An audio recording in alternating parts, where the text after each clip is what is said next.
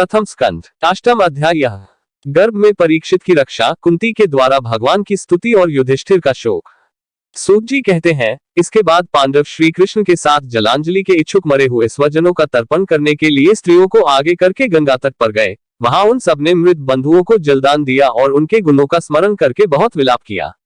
तदनंतर भगवान के चरण कमलों की धूलि से पवित्र गंगाजल में पुनः स्नान किया। वहां अपने भाइयों के साथ कुरुपति महाराज युधिष्ठिर, धृतराष्ट्र पुत्र शोक से व्याकुल, गांधारी, कुंती और द्रौपदी सब बैठकर मरे हुए स्वजनों के लिए शोक करने लगे।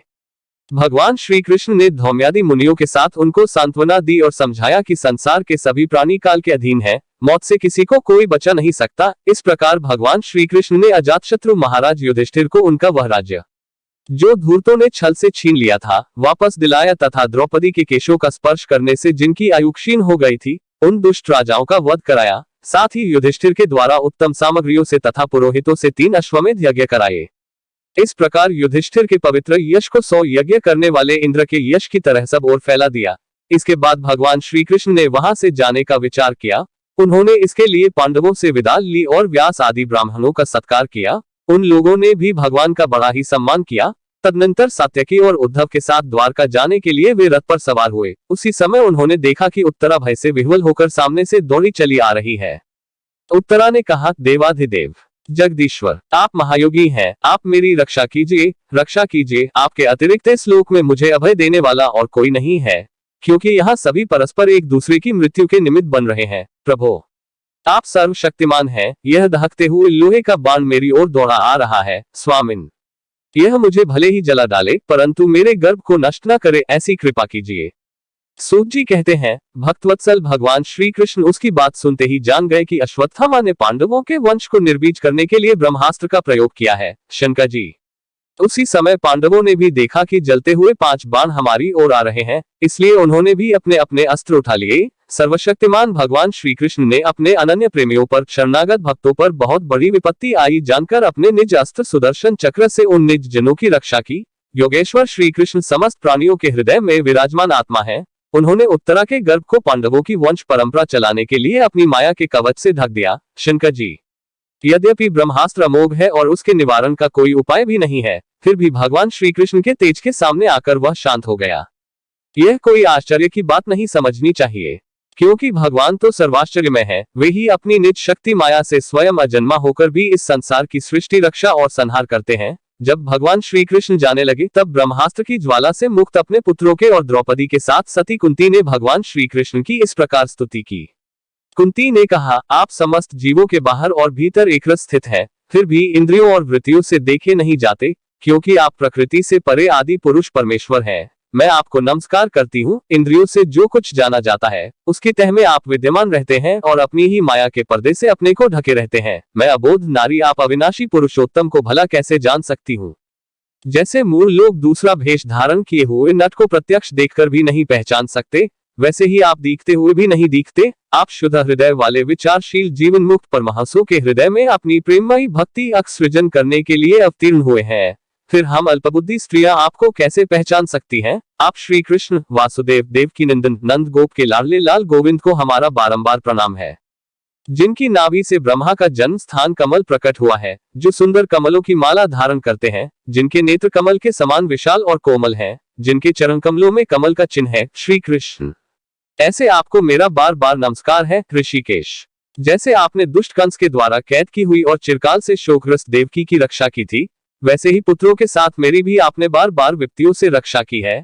आप ही हमारे स्वामी हैं, आप सर्वशक्तिमान हैं। श्री कृष्ण, कहां तक गुनाओं, विष से, लाक्षाग्रह की भयानक आग से, हिडिंब आदि राक्षसों की दृष्टि से, दुष्टों की द्युत्सभा से, वनवास की विपत्तियों से और अनेक बार के युद्धों में अनेक महारथियों के शस्त्रास्त्रों से और अभी अभी इस अश्वत्थामा के ब्रह्मास्त्र से भी आपने ही हमारी रक्षा की है। जगत गुरु, हमारे जीवन में सर्वदा पद पद पर विपत्तियां आती रहें, क्योंकि विपत्तियों में ही निश्चित रूप से आपके दर्शन हुआ करते हैं और आपके ही दर्शन हो जाने पर फिर जन्म मृत्यु के चक्कर में नहीं आना पड़ता। ऊंचे कुल में जन्म, ऐश्वर्य, विद्या और संपत्ति के कारण जिसका घमंड बढ़ रहा है, वह मनुष्य तो आपका नाम भी नहीं ले सकता, क्योंकि आप तो उन लोगों को दर्शन देते हैं जो अकिंचन है। आप निधनों के परम धन है। माया का प्रपंच आपका स्पर्श भी नहीं कर सकता। आप अपने आप में ही विहार करने वाले परम शांता स्वरूप हैं, आप ही केवल मोक्ष के अधिपति हैं। आपको मैं बार बार नमस्कार करती हूँ। मैं आपको अनादि अनंत सर्वव्यापक सबके नियंता कालरूप परमेश्वर समझती हूँ। संसार के समस्त पदार्थ और प्राणी आपस में टकराकर विषमता के कारण परस्पर विरुद्ध हो रहे हैं,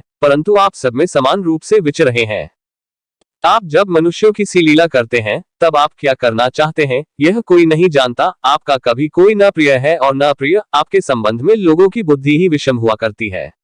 आप विश्व के आत्मा हैं, विश्वरूप हैं। न आप जन्म लेते हैं और न कर्म ही करते हैं, फिर भी पशु पक्षी मनुष्य ऋषि जलचर आदि में आप जन्म लेते हैं और उन योनियों के अनुरूप दिव्य कर्म भी करते हैं। यह आपकी लीला ही तो है। जब बचपन में आपने दूध की मटकी फोड़कर यशोदा मैया को खिंचा दिया था और उन्होंने आपको बांधने के लिए हाथ में रस्सी ली थी, तब आपकी आंखों में आंसू छलक आए थे, काजल कपोलों पर बह चला था, नेत्र चंचल हो रहे थे और भय की भावना से आपने अपने मुख को नीचे की ओर झुका लिया था। आपकी उस दशा का लीला छवि का ध्यान करके मैं मोहित हो जाती हूँ। भला जिससे भय भी भय मानता है उसकी यह दशा।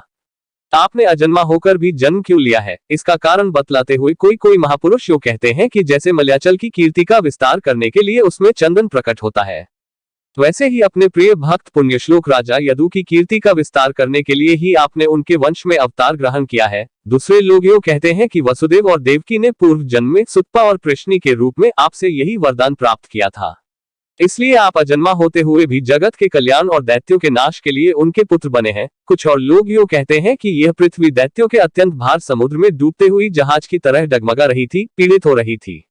तब ब्रह्मा की प्रार्थना से उसका भार उतारने के लिए ही आप प्रकट हुए। कोई महापुरुष कहते हैं कि जो लोग इस संसार में अज्ञान कामना और कर्मों के बंधन में जकड़े हुए पीड़ित हो रहे हैं, उन लोगों के लिए श्रवण और स्मरण करने योग्य लीला करने के विचार से ही आपने अवतार ग्रहण किया है। भक्तजन बार बार आपके चरित्र का श्रवण गान कीर्तन एवं स्मरण करके आनंदित होते रहते हैं। वे ही अविलंब आपके उस चरण कमल का दर्शन कर पाते हैं जो जन्म मृत्यु के प्रवाह को सदा के लिए रोक देता है। भक्तवांछा कल्पतरु प्रभो, क्या अब आप अपने आश्रित और संबंधी हम लोगों को छोड़कर जाना चाहते हैं?